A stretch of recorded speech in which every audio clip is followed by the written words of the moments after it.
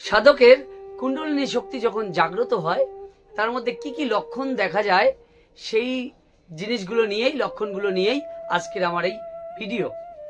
অনেকের অষ্টসাত্ত্বিক ভাব বিকার হয়, বুঝেছো? অষ্টসাত্ত্বিক ভাব বিকার এক একটা মানুষের এক এক রকম ভাবে অনুভব করে। শক্তিটা বিরাট পরিমাণে শক্তি, তো বিরাট শক্তি, বিরাট একটা শক্তি। সে যখন জাগে শরীরে অনেক সময় অনেক সাধক কাঁদতেই থাকে, মানে কান্না করতে থাকে অহরত। ভক্তি, প্রেম ভক্তি তার মধ্যে জাগ্রত হয়। আবার অনেকে মানে সে এমন এমন অঙ্গভঙ্গি করে, হাত পা ছিটায়, অঙ্গভঙ্গি করে, সে দুমড়ায় মোচড়ায়, এমন অসুবিধা, মানে মনে হয় তোমার দেখে যে হচ্ছে ওটা শক্তিটা যখন, ওটা কেন হয়, ওটা শক্তিটা যখন উপর দিকে ওঠে তখন ধাক্কা মারতে মারতে ওঠে, হ্যাঁ। আর তখন শরীরের বিভিন্ন যেগুলো জমে থাকে আর কি, বা শরীরটা যখন ওই ফ্লোটা, শক্তির ফ্লোটা উপরের দিকে ওঠে, সাধারণত উপর দিকে উঠতে পারে না, বাধা দেয়। যেখানে যেখানে ওর আর বাধা পায় সেখানটায় ফোর্স দেয়, আর তখনই সমস্যা হয়ে যায়। আর তখনই বিভিন্ন রকম অঙ্গভঙ্গি করতে থাকে সাধক। তখন যে এই জন্য বলে ব্যালেন্সিং, তখন যে সঠিক গুরু সে সেই তার যেখানে সমস্যা হচ্ছে সেখানে ব্যালেন্সিং করে। এই জন্য সঠিক গুরু দরকার। তুমি একা একা করছো, খুব ভয়ানক হতে পারে, সঠিক ব্যালেন্সিং না হলে মুশকিল হয়ে যাবে।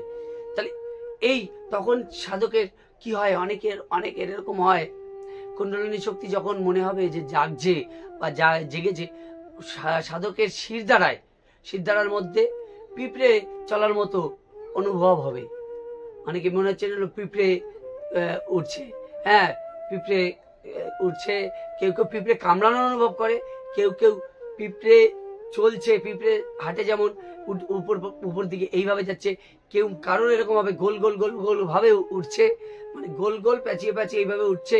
কারোর একটা বিদ্যুৎ খেলে যাওয়ার মতো, চট করে বিদ্যুৎ খেলার মতো উপরের দিকে শক্তিটা ওঠে, হ্যাঁ। আর কেউ কেউ মানে গড়াগড়ি খায়। বাস্তবে মাটিতে শক্তি এমন তেজ যে সে গড়াগড়ি খায়, এমন একটা অবস্থা হয়ে দাঁড়ায়, হ্যাঁ। তো কারোর সবার সমানভাবে হবে না, কারোর এক একজনের এক এক রকম ভাবে হবে। কেউ ধরো চুপচাপ বসে আছে, তার শুধু অঙ্গটা ঝাঁকি হলো, ঠিক আছে, অনুভব করতে পারবে ভিতরে শরীর এক একজনের গরমে হিট হয়ে যায়, একদম হিট হয়ে যায়, সারা শরীর গরম হয়ে যায়, এমন গরম সে ভিতরে একদম মনে হচ্ছে পুড়ে যাচ্ছে সবকিছু, হ্যাঁ। আর এক একজনের এত প্রেশার মারে এক একটা কেন্দ্রে, যখন শক্তি জাগ্রত হয় প্রেশার মনে হচ্ছে সব ফেটে ফুটে যাবে, এরকম অবস্থা হয় এক একজনের। আবার এক একজনের এত আনন্দ হয়, শরীরের ভিতরে এত দিব্য আনন্দ সে বলে বোঝানো যাবে না। এক একজন বিভিন্ন রকম ধ্বনি শুনতে পায়, ধ্বনি মানে আওয়াজ, মধুর আওয়াজ। কেউ কেউ মধুর আওয়াজ শুনতে পায়, কেউ কেউ বিকট আওয়াজ শুনতে পায়, হ্যাঁ। কেউ কেউ ওমকার ধ্বনি শুনতে পায়। এক একজন সাধকের এক এক রকম ভাবে শুনতে পায়। কেউ কেউ আবার মানে ভয়ানক দৃশ্য দেখে।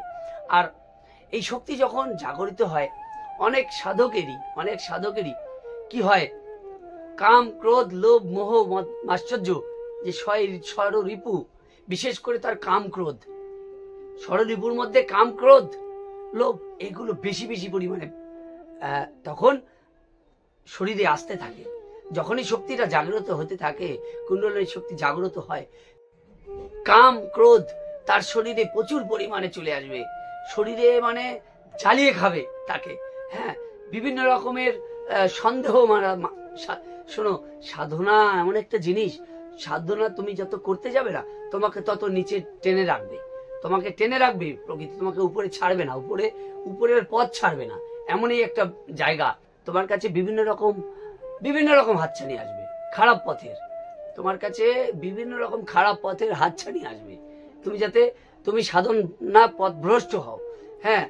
এইসব তোমার পরীক্ষা, তখন এই পরীক্ষা হবে কুণ্ডলিনী জাগ্রত হলে। এইসব পরীক্ষাগুলো তুমি অনুভব করতে পারবে, বুঝতে পারবে, এগুলো হবে তোমার সাথে।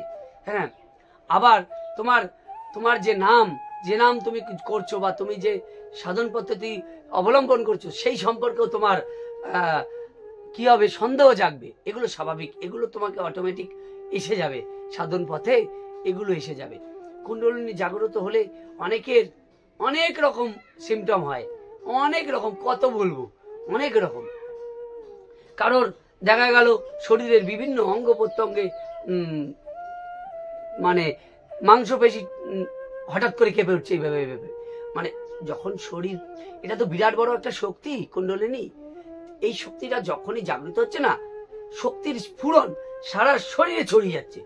সারা শরীরে যখন ছড়িয়ে যাচ্ছে না, সেই শরীরের অঙ্গ প্রত্যঙ্গের বিভিন্ন মাংসপেশির মধ্যে শরীরে সেই শক্তির অনুরণন হচ্ছে, শক্তির অনুরণন এইটা, ঠিক আছে। এখন মানুষের দৃষ্টিভঙ্গি অনেক বদলে যায়, অনেকে অনেক রকম শক্তি মানুষের মধ্যে চলে আসে। সামনের মানুষ কি বলতে চাইছে এটা অনেক সময় সে বুঝতে পারে, সিক্স সেন্স জাগ্রত হয়ে যায়। অনেকের আজ্ঞাচক্র যাকে বলে, এই জায়গাটা দপ দপ দপ দপ দপ দপ দপ দপ অনুভব করে, এই জায়গাটা দপ দপ অনুভব করে, মানে একটা তীব্র মনে হচ্ছে ভিতর দিকে ঢুকে যাচ্ছে, আবার মনে হচ্ছে বাইরে ফেটে বেরিয়ে যাবে। এক একজনের এক এক রকম হয়, ঠিক আছে। এক একজন আলো দর্শন করে, বিভিন্ন রকম আলো, সেই আলো মানে আলো সহ্য করতে পারে না, তীব্র আলো, এত আলো সহ্যই করতে পারে না, ঠিক আছে। এগুলো হয়, আরো অনেক কিছু হয়, কত বলবো, ঠিক আছে। হ্যাঁ, মনে হয় যেন শরীরের থেকে বাইরে বেরিয়ে গেছে, তুমি ভাসছো আকাশে ভাসছো, কিন্তু অনেক সময় বাস্তবিক পক্ষে অনেকে কিন্তু ভাসে না, এই স্থূল শরীর থেকে সূক্ষ্ম শরীর বাইরে বেরিয়ে যায়, অনেকের ভাসে, হ্যাঁ ভেসে যায়। অনেকে ফিরে আসতে কষ্ট হয়, তখনই কষ্ট হয়, ভয় পায় যে না আমি বেরিয়ে চলে এসেছি, আর শরীরের মধ্যে ঢুকতে পারবো না। এগুলো হয়, সাধকের এই জিনিসগুলো হয়। আর এই জিনিসগুলো হয় বলেই যে তুমি অনেক কিছু, অনেক বড় হয়ে গেছো, তোমার অনেক কিছু তোমার হয়ে গেছে, তুমি বড় সাধক হয়ে গেছো, হ্যাঁ ওই জন্য বেসিক পার্ট ক্লিয়ার করা লাগে। কিছুই হয়নি, সাধনার কোনো কিছু হয়নি এখনো, এই সবে শুরু। এই কুণ্ডলিনী শক্তির এই সব সিমটম গুলো দেখা দিয়েছে মানে শুরু। তোমাকে অনেক অহংকার ত্যাগ করতে হবে এখনো, অনেক অহংকার, যে অহংকার গুলো তোমাকে পতনের দিকে নিয়ে যাবে। এই শক্তি নিষ্ক্রিয় হয়ে যায়। দেখো, কুণ্ডলিনী শক্তি একবার জাগলো মানে তুমি আবার চেষ্টা করলে আবার জাগবে, আবার প্রচেষ্টা করলে আবার জাগবে, কিন্তু নিষ্ক্রিয় হয়ে যায় কেন জানো? তোমার কর্মগুণে, তোমার অহংকারে। শক্তি খুব কম মানুষেরই জাগবে না তা না, মানব শরীরে জাগবে, অনেকেরই জাগে, অনেকের কাউ জেনে বুঝে জাগে, কেউ কোনো সাধনা করলো, কেউ কোনো প্রচেষ্টা করলো, সাধন পদ্ধতি অবলম্বন করে হলো, কিন্তু সেটাকে ধরে রাখাটা তো মূল। তোমাদের শক্তি জাগলো, কিন্তু সেটাকে ধরে রাখা মূল। শুধু ধরে রাখাটা না, সেটাকে সঠিক একটা দিশা দেওয়া, দিশাটা দিতে পারে না বলেই তো সাধকের পতন হয়, ছন্দ পতন হয়। সাধকের ছন্দ পতন কেন হয়? সেটাকে সঠিক দিশা দিতে পারে না। দিশা কেন দিতে পারে না? একজন দক্ষ গুরু, সঠিক গুরু চরণে সেই সাধক আশ্রয় নেয় না, নিজেকে সর্বজান্তা মনে করে, নিজেকে সব জেনে বসে আছি, নিজেই সবকিছু পেয়ে যাবে, এই সবকিছু নিজেই লাভ করবে। তুমি ভয়ানক জিনিস নিয়ে, আগুন নিয়ে খেলছো, আর তুমি যদি মনে করছো হাত পুড়বে না, তা না। দেখো, আগুনের ব্যবহারটা বোঝো। আগুন নিয়ে খেলছো, কিন্তু সেই আগুন দিয়ে কিন্তু মানুষ রান্না করে, কত সুস্বাদু রান্না খায়। আবার সেই আগুনের যে রান্না করতে জানে না, সে হাতও পুড়িয়ে নেয়।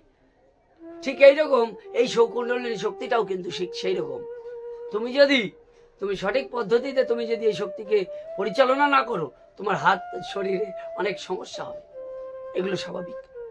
এই জন্য ডিসক্লেমারও আছে, ভয়ানক কুণ্ডলিনী শক্তি কিন্তু ভয়ানক, আবার কিন্তু খুবই ভালো। তাহলে একা একা এইসব বিষয় নয়, একজন দক্ষ গুরুর কাছে এইসব প্র্যাকটিস করা উচিত, আর এই জিনিসগুলো শিখে নেওয়া উচিত। হ্যাঁ, এই তো প্র্যাকটিস তো তুমি একা একা কি করে কি করবে, সব পথভ্রষ্ট হয়ে যাবে। বিভিন্ন রকম যখন তুমি শক্তি জাগবে, তোমার কাছে কাম ক্রোধ লোভ এগুলো এত পরিমাণে আসবে, তুমি সব পথভ্রষ্ট হবেই। তখন কে বাঁচাবে তোমাকে? তখন একজন সদ্গুরু, যে কিনা তোমাকে ঠকাবে না। টাকা পয়সার যার নেশা নেই, টাকা পয়সার নেশা নেই, তোমাকে আধ্যাত্মিক তুমি যাতে উন্নতি করো সেই উদ্দেশ্যে সে তোমাকে এগিয়ে নিয়ে যাবে। এইরকম একজন সদ্গুরুর দরকার। প্রেম ভক্তি ভালোবাসা গুরু শিষ্যের মধ্যে থাকবে। এই প্রেম ভক্তি ভালোবাসার মধ্যে দিয়েই ভক্তির আগুনে আরো বাড়বে, শক্তি উঠবে আস্তে আস্তে।